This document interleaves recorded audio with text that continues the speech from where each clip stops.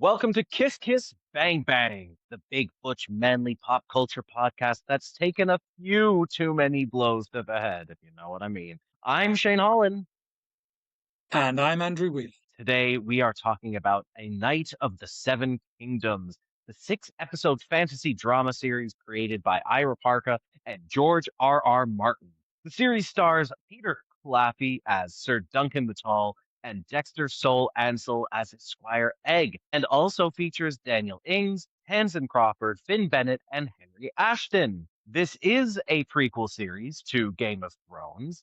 It's the third television series in Martin's A Song of Ice and Fire franchise, and it's an adaptation of the Tales of Dunk and Egg series of novellas, beginning with The Hedge Knight, which this season is based upon. This story follows Dunk, an aspiring young knight, as he attempts to make a name for himself at the tourney at Ashford Meadow, accompanied by his squire, bald, mysterious child named Egg. Andrew, what is your relationship to the Game of Thrones world, to Dunk and Egg, to medieval fantasy? First of all, I am a bald, mysterious child, so there's Mhm. that.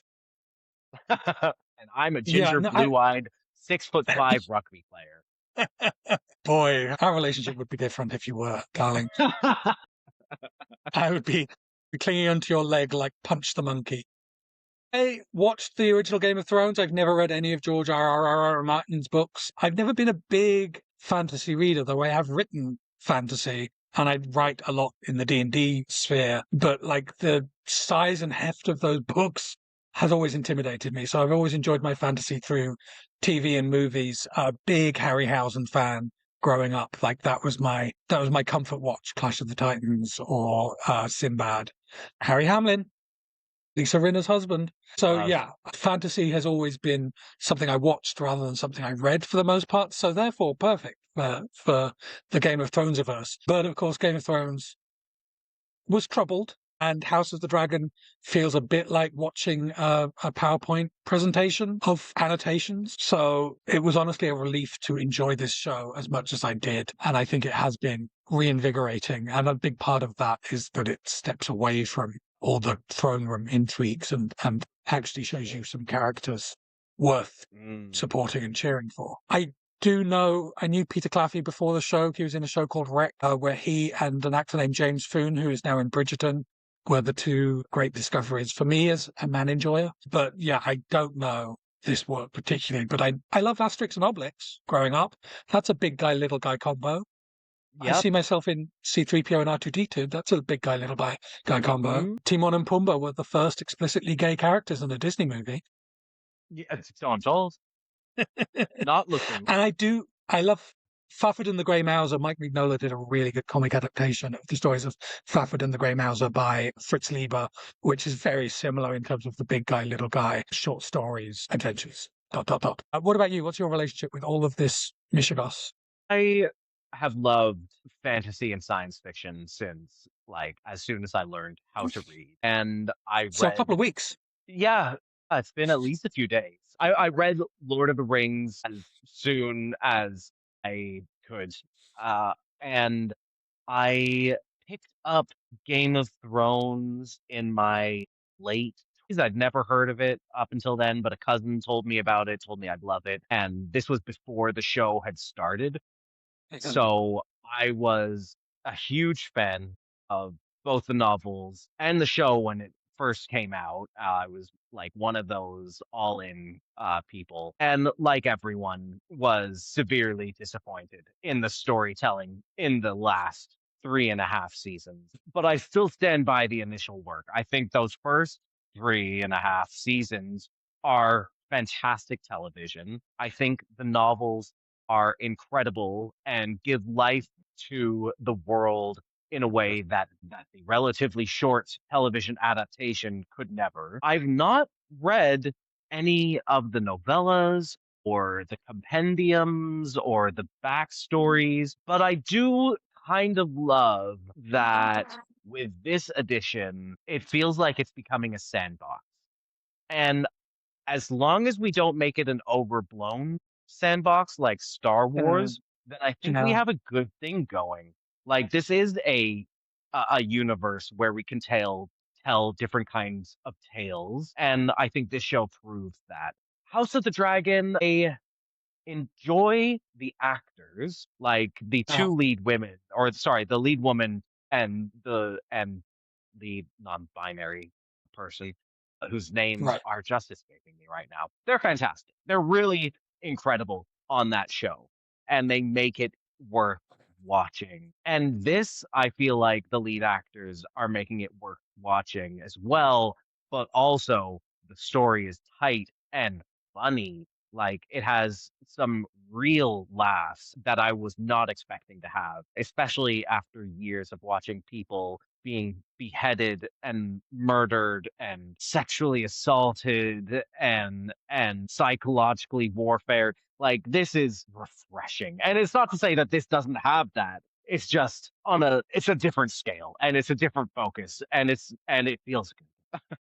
The actors are Olivia Cook, who we also love from the first season of Slow Horses. She plays Alison Yes. Hightower, and Emma Darcy is the regular.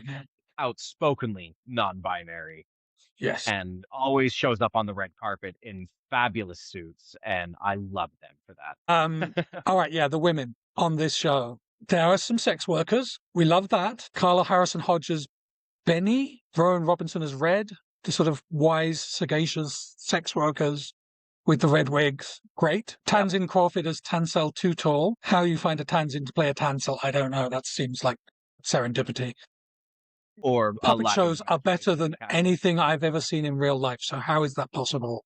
Incredible. I mean, we should take this back to real life, right? This is gonna be a life imitating art kind of thing where we've been doing this wrong. We've been doing this Yeah. all wrong. We were all Yeah. proven that there is a way to make puppet shows entertaining.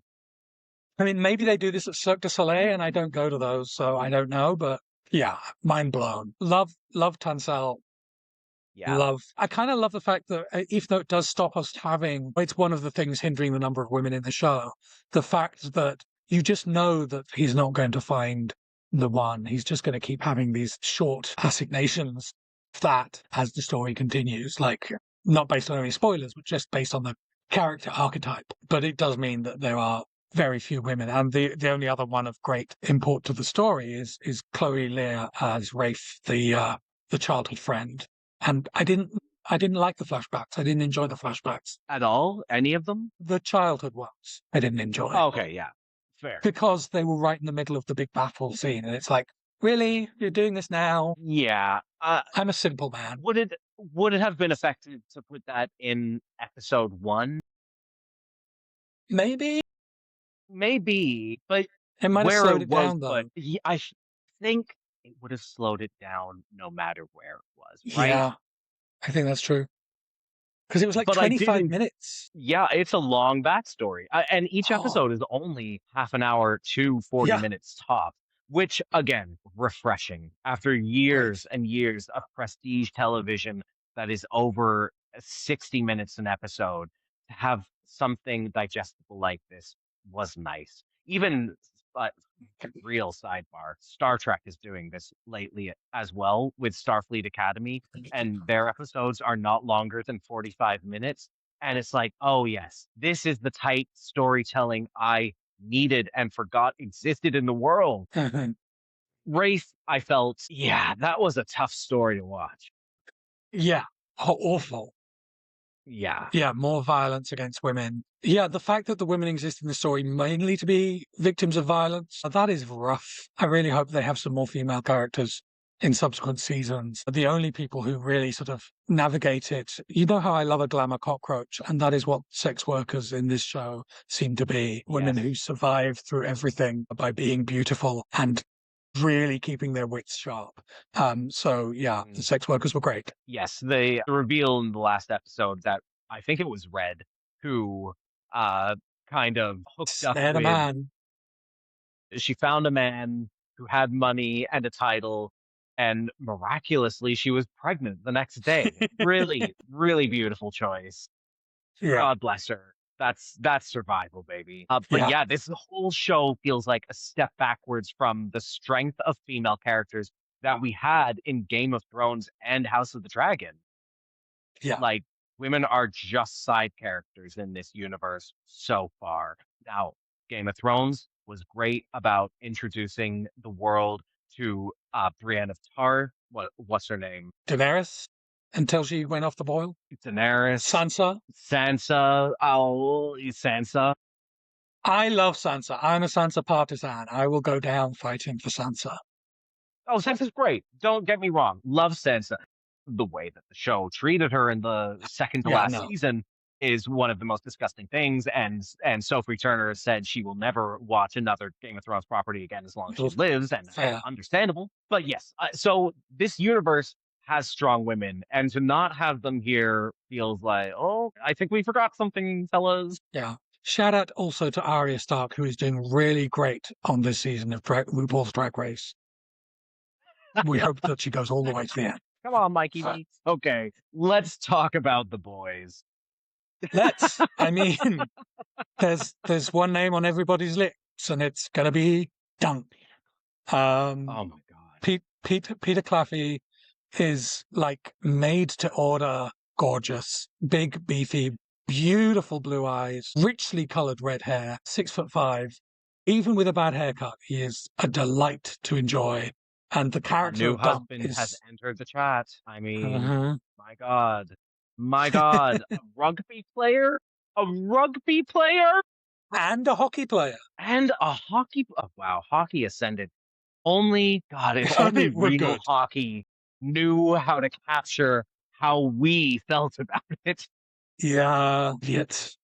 Yeah, there are a lot of people pulling for Peter Claffey to be cast in Heated Rivalry Season 2 because there is a character, Ryan Price, who is likely to show up there, who is a 6'5", maybe slightly over that, red-headed hockey player, and who gets into a relationship with another man, and we would all like to see that with Peter Claffey. So, yeah, fingers crossed for My that. God, please. But if it means that they Please have to make this introduce us to a different 6'5" ginger actor, I guess that's okay too, but I would love to see guess Peter I'm Claffey okay get with that. Get that one. Yeah. What can you do? Yeah, so like you said, ginger, blue eyes, 6'5". I guess one man really can have it all. Who knew that was possible?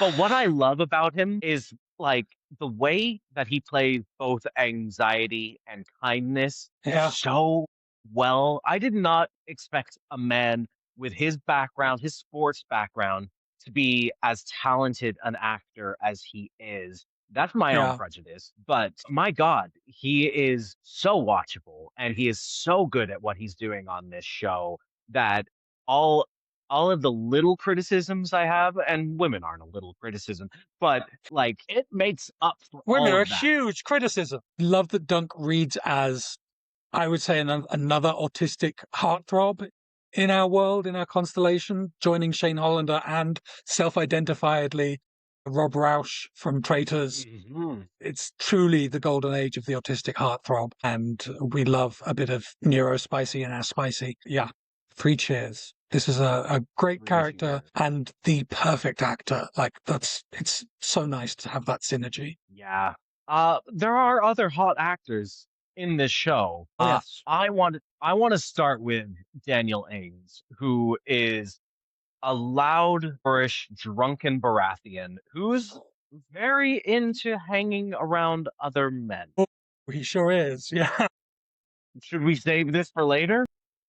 I mean, yeah, because there's not much else to talk about in the Okay. final category. So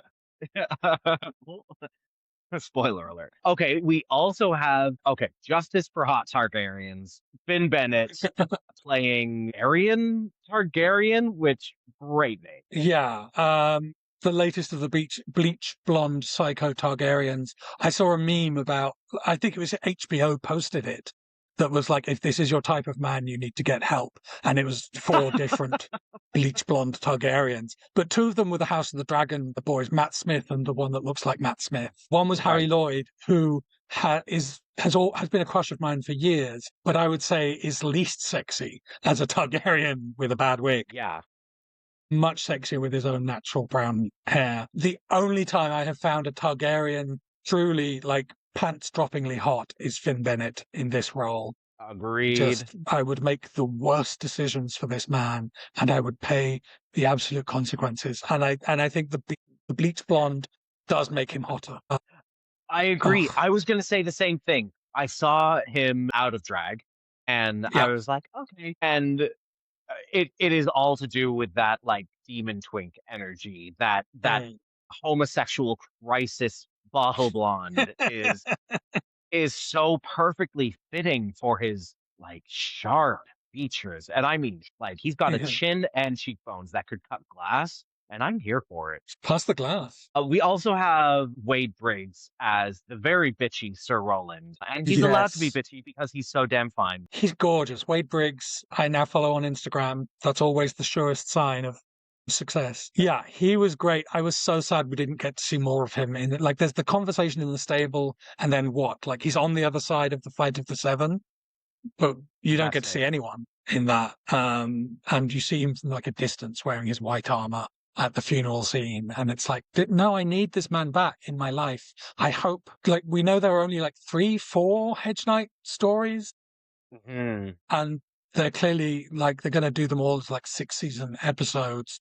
They'll probably burn through them real quick and then have to invent some new things along the way. And I hope that means that some characters do get to pop back up, because it feels like things were set up to be used later. And though George R. R. Martin never used them later, from what I understand, having never read these stories, maybe the team behind this show could do that, and we could see Wade Briggs back, we could see Daniel Ings back, and even, like, I would like to know what happens to Finn Bennett's character, you know?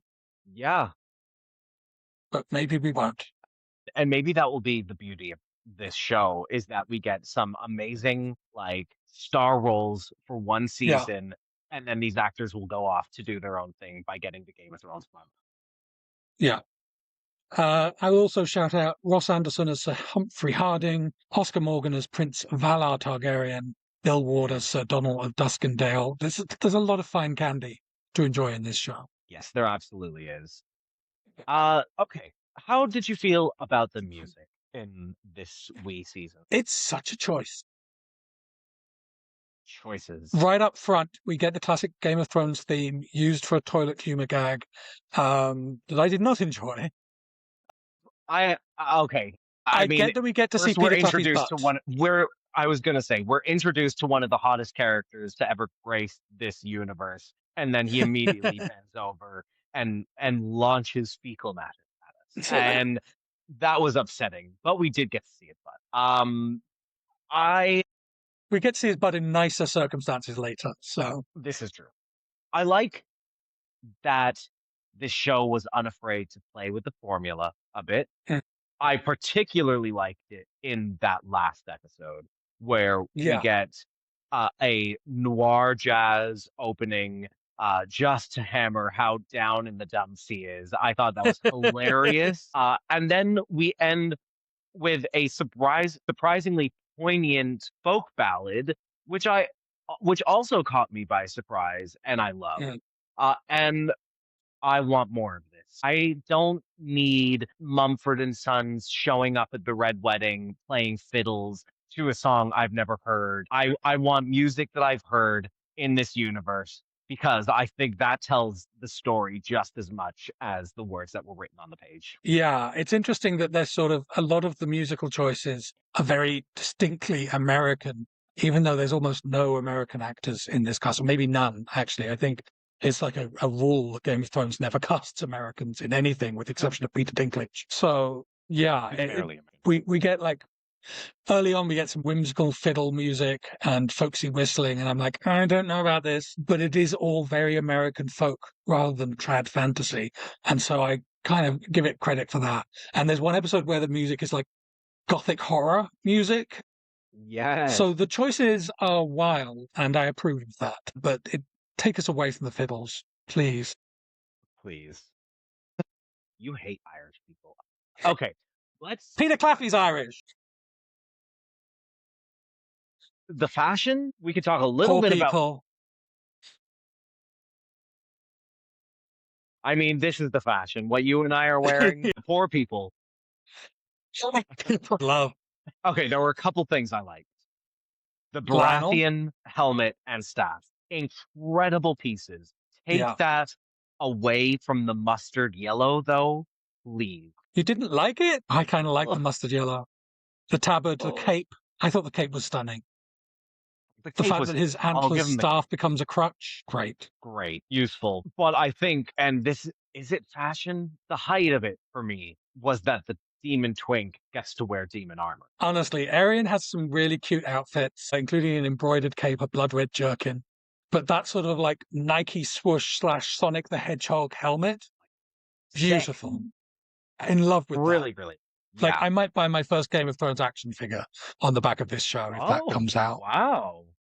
That's saying something. You have a lot of action figures. Yeah, yeah, yeah, yeah. But Game of Thrones I isn't a stylish show, generally speaking. Like, people don't no, get to wear a lot of cool things. And this is another example, like the music, of them being like, we're going to be a bit modernist with it, actually. We're going to have some fun with it. And yeah, that armor could not have existed. The same as that puppet show could not have existed. But this is a tale. So let it tell itself, you know? let it be fantasy. Like, Yeah.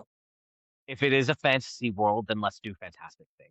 It's Yeah. like how the Yes. dragons barely showed up in the original Game of Thrones. And it is what I appreciate about House of Dragon is that, like, okay, we are unashamedly bringing in a fantasy element here. More of that is great. I thought that Egg's Targaryen blacks were very well tailored, very transformative, very cute, and like fashion forward. Like if Versace did medieval times, We haven't touched on poor Dexter Salt Ansel. He does a great job in the show. He he doesn't really does. fit into any of our categories. No, sorry. And thank Yeah. okay. I'm guessing you don't have anything to add to the fashion because metal. Metal is the fashion. And we Lucia like metal, but Lionel, not like this. Arian, that's it. Yeah. The sex workers have some lovely silks. Lovely. Speaking of sex workers, let's talk about the queerness of this show. There's there is sex work, and we have said before that is part of the queer umbrella. Hmm. It, to be tolerant or even positive, dare I say, about sex work is inherently a queer thing. And the way those ladies addressed Sir Duncan and said, one whore to another, loved that. Let's Yeah, say it right up brilliant. front. A knight is a whore. And that's fine too. Actually, it's not fine because knights kill people. Whores are better than knights. That's right. I was getting strong vibes from Baratheon, and I don't think I was alone. Sir Lionel is basically the only other thing I have written down for this section. Sir Lionel Baratheon definitely wants to jump Dunk, and no one can blame him for that. The way he is eye banging him from across the hall, the way they dance aggressively together, the way he taps him on the ass during the tug of war. Hmm. That man wants that man in his bed. And I say, follow through on that in season 2. Yes, give us what we want. Of course, unfortunately, Dunk is a little too stupid to pick up on those clues, I think. Yeah. God bless that himbo. God. Uh, I So also non-toxic. think I also think that there is some barely concealed homosexuality in the characters of Roland and is it Donald? Donald. It was Yeah. Donald, Yeah. the Boyfriend two nights. bitchy, the boyfriend knights who enter along with the Targaryens and look at Dunk as if he's a stable head. He says something like the pretty ones are always the worst. No, the pretty ones are always the most temperamental. And he's not talking about the horse. He's talking about Prince Arian, the pretty one, Finn Bennett, I mean, with his blonde hair. that's Yeah. that's pretty coded. I think I can decode this. Yeah. Yeah. And the King's Guard are famously chaste. They cannot take relationships with women. And in So homosocial what's the spaces, that answer? means one thing: boyfriend Hmm. nights. So Boyfriend bring back the night. boyfriend nights. Please. Beyond that, I mean, this is another heterosexual show for heterosexual people. I But feel one that like we forgot to were put women lucky in to it. have a bone thrown. Yeah. Okay, I'll catch that bone. same. I know which one I want. Well, unless you have anything to add, I think we should add up our scorecard here. We always award the piece of work a score between 0 and 5. And then we have bonus points from the 5 categories that we just discussed: women, boys, music, fashion, and queerness. We're allowed to apply a penalty if we feel like anything particularly egregious by today's standards has been done. Andrew, what are you going to give the first season of A Night of the Seven Kingdoms? I think it's a 4. I think it's really good. Doesn't reach like the heights of greatness, but like it's the most I've enjoyed a Game of Thrones, honestly, I think. So yeah, 4 is a respectable score. Yeah, I think I'm going to agree with you. I think there's room to grow too. Yeah, This wasn't like season 3 of Game of Thrones. This was like season 1. And and that's a good place to be. How about the women? I Which women? can't. I can't. There's nothing to talk about. Undignified. Nothing to talk about. Yeah. This should be easy though. Are the boys getting a point? Is D boy getting a point? Yeah, I mean, Peter Claffey as Sir Dunk can have as many points as he wants, but the fact that we also have Finn Bennett and Daniel Ings in this show, like that is a sumptuous banquet of boys in a show with just 6 episodes. Yeah, and of course it's getting the point for me. And I hope that next season we get even more hot boys to, I don't know, smack each other on the butt. Yes, Will the music get a point from you? the music is innovative. There isn't a lot of it. I think I have to withhold the point. I'm curious to see what they do in the future, and I do enjoy the boldness of it, but there just isn't a lot of music in this show, I noticed. Yeah, God, I was kind of teetering on the edge of just being generous, but I'm trying to do that less these days. So I'm gonna agree with you and not give it the point. Okay. And then, God, things aren't looking good for Yeah, Sir Dunk, but I cannot in good faith give this show the fashion point when I had out of 4 hours of television only two good things to say. that's it. Like the things they're doing that are bold are great. And like collectively, I feel like it like deserves a point across these 3 categories of music, fashion, and queerness. But each taken individually, which is the format we set up for ourselves, it doesn't get the point. It's a flawed system, but it's our system. And we Uh, love flaws. it's where I live. Um, and then queerness historically have been a stickler about explicit queerness being the deciding point. And I'm sorry to say that there is nothing explicitly queer in this show. No, there's plenty of implicitly queer. Well, not plenty, just barely There's enough some heavily implicit queerness. implied queerness, but Yeah. only if you're in the know. I don't think a straight person who is not in the know would know. And given how little queerness there is in Game of Thrones generally, it took them how many seasons to get to Pedro Pascal? I actually don't know how many seasons it took. Was it the 3rd season? For Um, fourth season. 4th season. Okay.